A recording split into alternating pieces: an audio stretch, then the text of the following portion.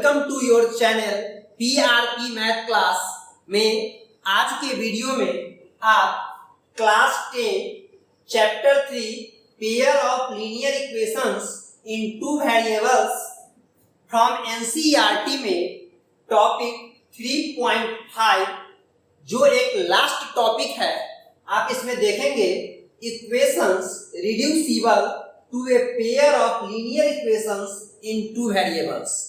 इस टॉपिक का थीम है कि जो सिचुएशन दिया रहेगा या इक्वेशन किसी भी फॉर्म में है तो उसको सबसे पहले a pair of linear equation in two variable के general form a1x plus b1y plus c1 equal to 0 and a2x plus b2y plus c2 equal to 0 के फॉर्म में ले आएंगे और उसके बाद उसको किसी भी मेथड से, जैसे substitution method, elimination method, cross multiplication method, graphical method, किसी भी एक मेथड से सॉल्व कर देंगे।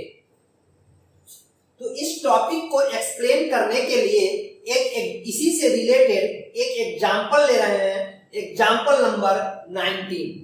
अब यहाँ एक क्वेश्चन है कि सर एग्जांपल नंबर 19 ही क्यों ले रहे हैं? क्योंकि इस टॉपिक को समझाने के लिए यह एक एप्रोप्रिएट एग्जांपल है और इसके साथ ही बहुत सारे बच्चों का डिमांड है कि सर एक क्वेश्चन है up stream and down stream से रिलेटेड क्वेश्चन, वह समझ में नहीं आता है, तो up stream and down stream से रिलेटेड क्वेश्चन को सर एक्सप्लेन कर दीजिए। तो यह question up stream and down stream से रिलेटेड क्वेश्चन है, तो देखिए कैसे इससे रिलेटेड क्वेश्चन को इजीली सॉल्व करते हैं। तो चलिए देखिए एग्जांपल नंबर 19। लेकिन इसको समझने के लिए आपको पूरी वीडियो को ध्यानपूर्वक देखना चाहिए, ठीक है, तभी समझ में आएगा। क्वेश्चन है एग्जांपल नंबर 19 में क्वेश्चन है कि ए boat goes 30 kilometre up stream and 44 kilometre down stream in 10 hours. Means कोई बोट, कोई नाव अप स्ट्रीम में 30 किलोमीटर और डाउन स्ट्रीम में 44 किलोमीटर 10 आवर में जाती है, ठीक है। कोई नाव अप स्ट्रीम में 30 किलोमीटर और डाउन स्ट्रीम में 44 किलोमीटर एक साथ 10 आवर में डिस्टेंस कवर करती है। क्लियर? उसके बाद है इन 13 hours it can go 40 kilometre up stream and 55 kilometre down stream. और 13 आवर में यह अप स्ट्रीम में 40 किलोमीटर और डाउन स्ट्रीम में 55 किलोमीटर जा सकती है। Determine the speed of the stream and that of the boat in still water. Still water means शांत पानी। शांत पानी में, स्टिल वाटर में स्ट्रीम का स्पीड, स्ट्रीम मतलब पानी की जो धारा होता है वो, और बोट का स्पीड फाइंड करना है। स्टिल वाटर में स्ट्रीम की स्पीड और बोट का स्पीड फाइंड करना है। तो ये हो गया क्वेश्चन। लेकिन क्वेश्चन को आगे सॉल्व करने से पहले इसमें दो टर्म है, up stream and down stream, उसको समझते हैं कि अप स्ट्रीम और डाउन स्ट्रीम क्या है। वैसे आप अप स्ट्रीम और डाउन स्ट्रीम के बारे में क्लास 8 और 9 में भी समझे होइएगा, लीनियर इक्वेशन चैप्टर में, वर्ड प्रॉब्लम में। लेकिन यहाँ एक बार रिकॉल करते हैं। अप स्ट्रीम का मतलब होता है कि हम पानी की धारा के एंगेस्ट, पानी की धारा के विपरीत चलते हैं, ठीक है, तो वो होता है अप स्ट्रीम। और डाउन स्ट्रीम होता है पानी की धारा के साथ चलते हैं, पानी की धारा के अनुकूल चलते हैं, उसको कहते हैं down stream. Clear? Up stream हो गया पानी की धारा के विपरीत और डाउन स्ट्रीम हो गया पानी की धारा के साथ। क्लियर? अब यहां पर एक बात और समझना है कि अप स्ट्रीम के केस में जो बोट का स्पीड है उसको स्ट्रीम का जो स्पीड है वह अपने स्पीड के बराबर बोट के स्पीड को माइनस कर देती है, घटा देती है। क्यों? क्योंकि हम जो बोट चलाते हैं वो पानी के स्पीड के एंगेस्ट चलाते हैं, तो पानी का जो स्पीड है वह बोट के स्पीड को घटा देता है, और जब हम डाउन स्ट्रीम में चलते हैं तो जो बोट का स्पीड है उसको पानी का जो स्पीड है वो अपने स्पीड के बराबर बढ़ा देता है। क्लियर? अगर इसको समझने में आपको थोड़ा दिक्कत होता है तो इसको थोड़ा अपने डेली लाइफ से रिलेटेड एक एग्जांपल के थ्रू समझिए। जैसे यदि आप साइकिल को चलाते हैं और यदि आप हवा के विपरीत दिशा में चलाते हैं, हवा के अपोजिट डायरेक्शन में चलाते हैं, तो आपके साइकिल का जो स्पीड है उसको हवा अपने स्पीड के बराबर रोकता, घटाता है। ठीक है? और जब आप उसको कहेंगे अप स्ट्रीम, लेकिन जब आप अपनी साइकिल को हवा के डायरेक्शन में चलाते हैं तो आपके साइकिल के स्पीड को हवा अपने स्पीड के बराबर बढ़ा देता है। ये कहलाता है डाउन स्ट्रीम। तो अप स्ट्रीम और डाउन स्ट्रीम क्लियर हो गया। अब हम इस क्वेश्चन का सॉल्यूशन देखते हैं।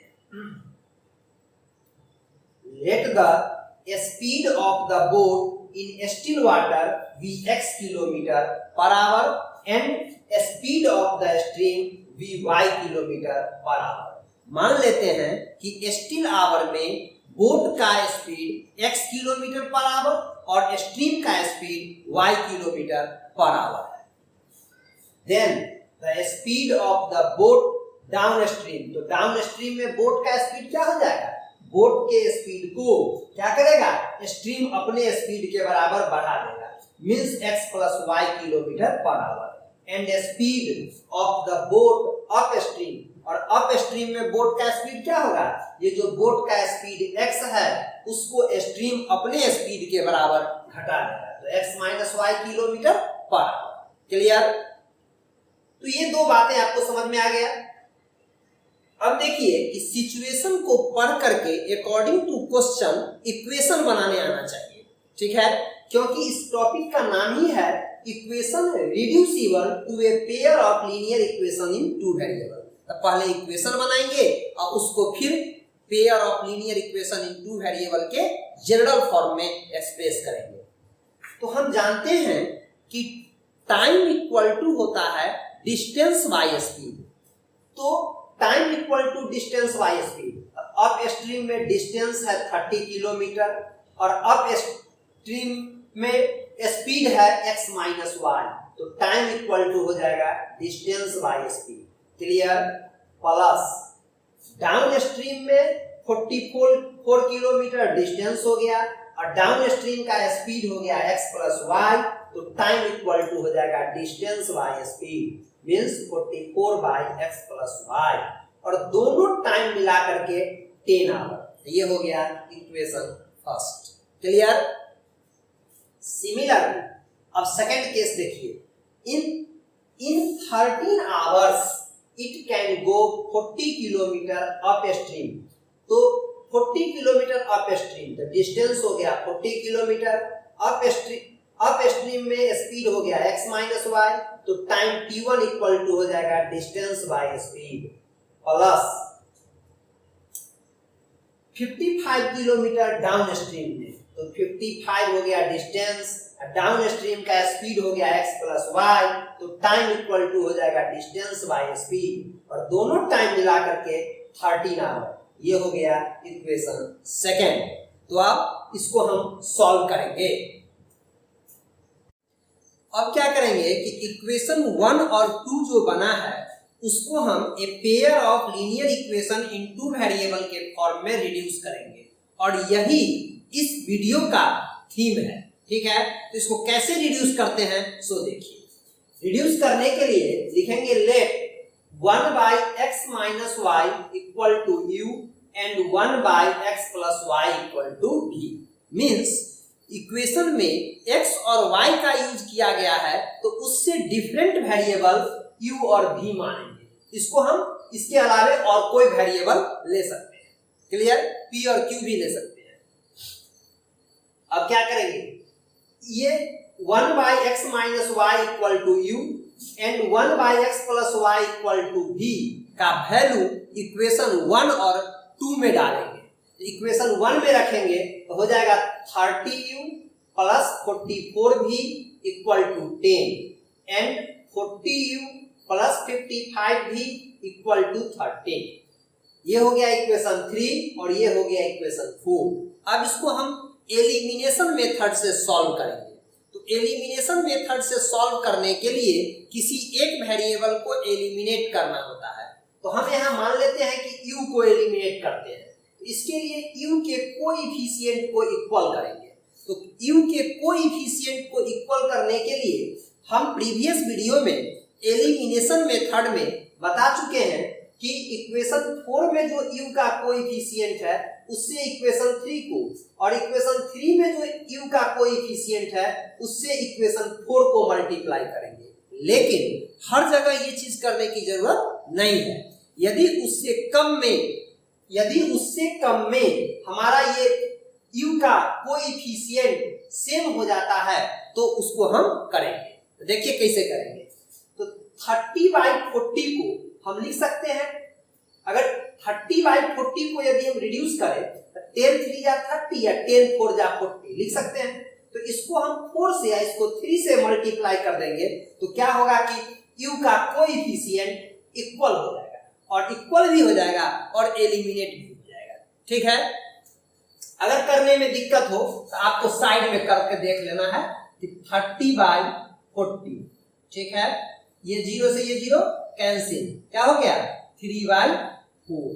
ठीक है, 3/4। इसमें हम 4 से कर देंगे, इसमें हम 3 से कर देंगे। अब चलिए ये हो जाएगा 34 जा 130u इंटू 4 120u प्लस 44 भी इंटू 4 176 भी इक्वल टू 10 4 जा 40। इसका नाम दे देंगे equation 5। 140u into 3 120u plus 55 भी इंटू 3 165 भी इक्वल टू 13 3 जा 39। इसको इक्वेशन 6 मानेंगे। अब हम देख रहे हैं कि जिस वेरिएबल को एलिमिनेट करना चाहते हैं उसका कोएफिशिएंट इक्वल हो गया और दोनों का साइन सेम है, इसलिए होगा ऑन सब्ट्रैक्टिंग। ठीक है, और प्रीवियस वीडियो में हम एक्सप्लेन कर चुके हैं कि किस केस में ऑन एडिंग होता है और किस केस में ऑन सब्ट्रैक्टिंग होता है। अब देखिए ये हो जाएगा 40 माइनस 39, क्योंकि ये प्लस चेंज हो जाएगा माइनस में। ठीक है, तो 40 माइनस 39 1 इक्वल टू, ये प्लस चेंज हो जाएगा माइनस में, 176 भी माइनस 165 भी इक्वल टू 11 भी, और ये प्लस 120u और माइनस 120u कैंसिल, क्या हो जाएगा 11 भी इक्वल टू 1। तो v equal to 1/11। Putting the value of v in equation 3। अब इस v का वैल्यू इक्वेशन 3 में रखेंगे, क्या हो जाएगा 30u प्लस 44 इंटू, ठीक है 44 इंटू v का वैल्यू हो जाएगा 1/11 इक्वल टू 10। 11 4 जा 44, 30u प्लस 4 1 जा 4 equal to 10। 30u equal to plus 4 जब इधर आ जाएगा तो minus 4, 10 minus 4 6 implies that u equal to 6/30। 6 1 जा 6, 6 5 जा 30 इक्वल टू 1/5। ठीक है, तो इस वीडियो को समझाने में हमको थोड़ा सा ज्यादा मेहनत लगा है, इसलिए एक लाइक तो बनता ही है। वीडियो को लाइक करें और ज्यादा से ज्यादा शेयर करें। तो अब देखते हैं इसमें ऑल्सो, अब ये जो u का वैल्यू आ गया 1/5 और v का वैल्यू 1/11। अब क्या करना है, कुछ बच्चे क्या करते हैं कि ये v का वैल्यू और u का वैल्यू ला करके आंसर लिख देते हैं, जो गलत हो जाएगा क्योंकि हमारे क्वेश्चन में u और v है नहीं। ठीक है, तो अब क्या करेंगे, ऑल्सो ये जो u का वैल्यू है उसको इसमें डालेंगे, लिखेंगे 1/x minus y equal to u के जगह पर 1/5 by cross multiplication x minus y equal to 5। ये हो जाएगा equation 7। And 1/x plus y equal to v का value 1/11 by cross multiplication x plus y equal to 11 equation 8। On adding equation 7 and 8 क्या हो जाएगा, दोनों इक्वेशन को add कर रहे हैं, x और x 2x माइनस y या plus y cancel equal to 5 plus 11 16, तो x इक्वल टू 16 बाई 2 2 8 जा 16 x equal to 8। Putting the value of x equal to 8 in equation 7, अब ये x का वैल्यू 8 इक्वेशन 7 या 8 किसी में रख देंगे तो y का वैल्यू फाइंड हो जाएगा, यहाँ हम 7 में रख रहे हैं, तो x का value 8 minus Y equal to 0, तो y इक्वल टू क्या हो जाएगा, माइनस वाई इक्वल टू क्या हो जाएगा, प्लस 8 जब इधर आ जाएगा तो माइनस 8, अब 5 में से 8 जाएगा तो minus 3, minus Y equal to minus 3, तो क्या हो जाएगा, ये हो जाएगा minus Y equal to minus 3 minus से minus cancel y equal to 3। Hence the speed of the boat in still water, speed of the boat in still water is 8 kilometre per hour and the speed of the stream is 3 kilometre per hour. ये समझ गए आप लोग कि equations reducible to a pair of linear equations in two variable को हम किस तरह से a pair of linear equation in two variable में एक्सप्रेस करके उसको किसी भी अलजेब्रिक या ग्राफिक मेथड से सॉल्व करते हैं। वीडियो को लाइक करें, ज्यादा से ज्यादा शेयर करें और चैनल पे नए हो तो चैनल को सब्सक्राइब करना बिल्कुल ना भूलें। तो आज के लिए इतना ही, थैंक यू।